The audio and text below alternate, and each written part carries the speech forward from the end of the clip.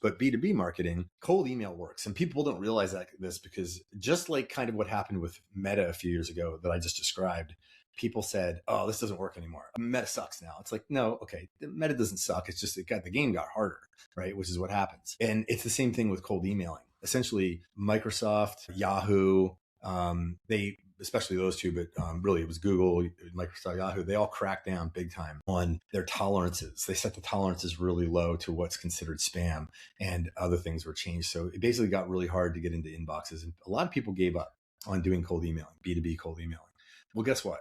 I stuck through it. I went through the same thing everybody else did, and it was like brutal. And it was like, oh man, I lost so many domains, and I lost so many, just so much infrastructure, and it got burned out. But eventually I ended up hiring 3 different cold emailers that are like experts, and I put them in different platforms with different domains. And I threw so much spaghetti against the wall until I finally found out something that worked. And that was actually just really recently where I felt like I can do it at scale. So it's difficult. And bringing this back to the data, it happens to be really good data to use in a cold email campaign. I wouldn't only use that data, but unless you just happen to have like tons of it in your niche that you're in, because that varies, right?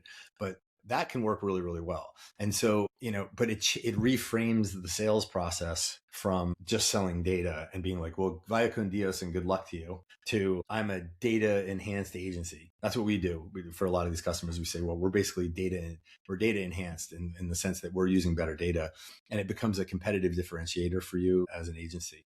Now, I'm being very assumptive here, Nick, that you want to do that. I don't know if you do, but give me your feedback. Have you attempted that, any of what I've described so far with any of these clients? Yeah, we did a postcard campaign where we sent out about 1,200 postcards for the roofing company. We actually had a hailstorm in the area, so we used the term hail for roof repair along with those. And I knew the data was legit at that point because we got a ton of hits right after the hailstorm, Okay. especially like in the area there. So I was like, all right, these people are actually looking this up. Like I was pretty hyped about that because that showed me that, you know, this isn't just random names and random numbers and they're just putting this on there. But we did do that. We did cold emails as well. We ran a Facebook ad with a custom audience with those emails that would update. That's what we ran for that roofing client. And we just did the postcards for the other 2 pressure washing companies I had. We didn't have everything else set up yet.